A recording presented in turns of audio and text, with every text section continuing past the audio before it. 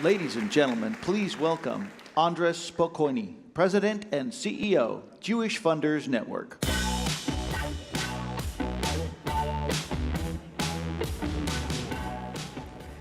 Thank you, Brett, and not just for this amazing presentation, but also for reminding us that in these dark and trying times, there are people with moral courage and intellectual integrity in your articles, in your presentations. You keep reminding us of that, so thank you.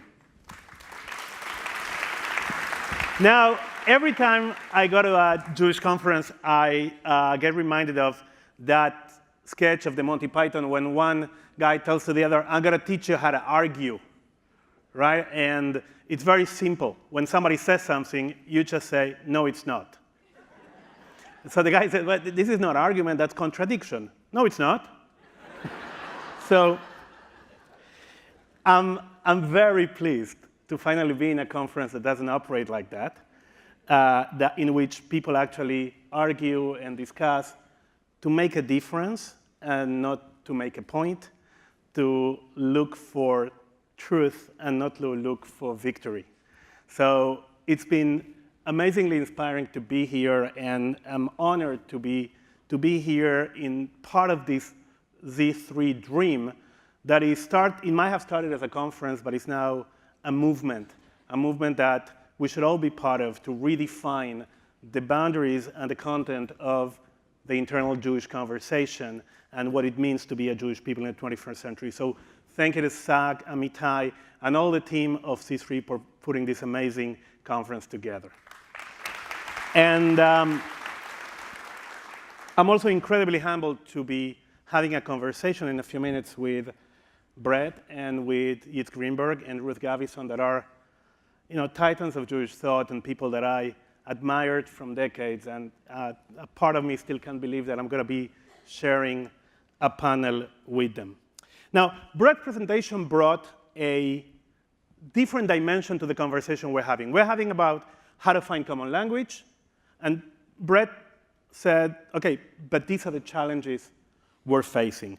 And I want to posit that the threats, the challenges we're facing, feel way more dangerous precisely because we don't have the internal cohesion, because we have these internal divisions that don't let us face those challenges.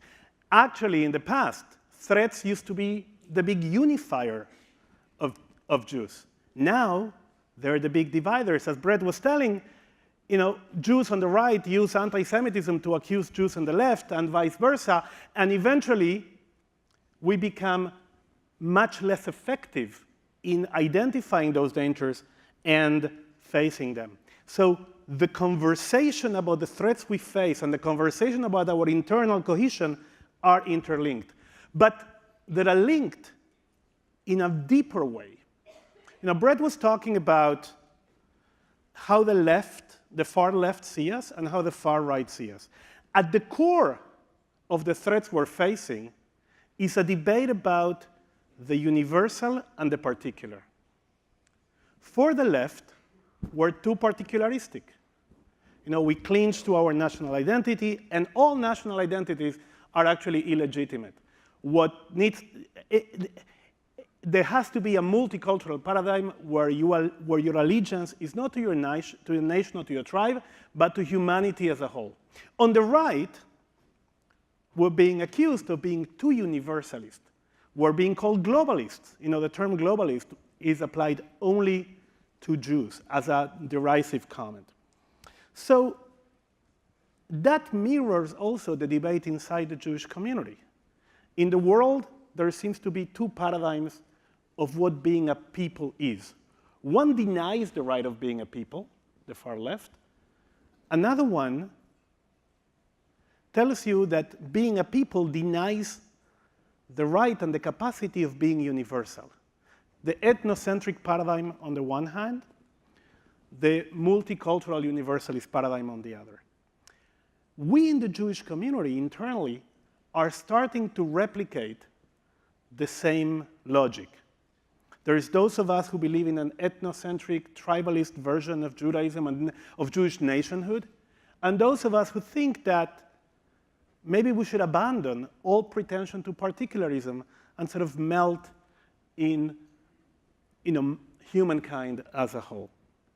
Now, we need to come up with a third way, both to have a much more robust and cohesive Jewish conversation, a much more meaningful one, and to have the strength to face the challenges that we are confronting.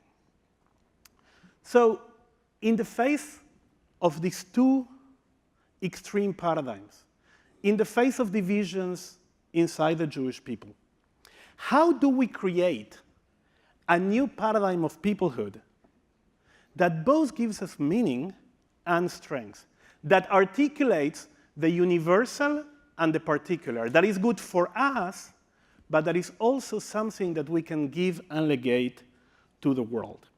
And how do we come up with ideas that are both meaningful and at the same actionable, things that we can take home and do as we go back to our communities and our institutions?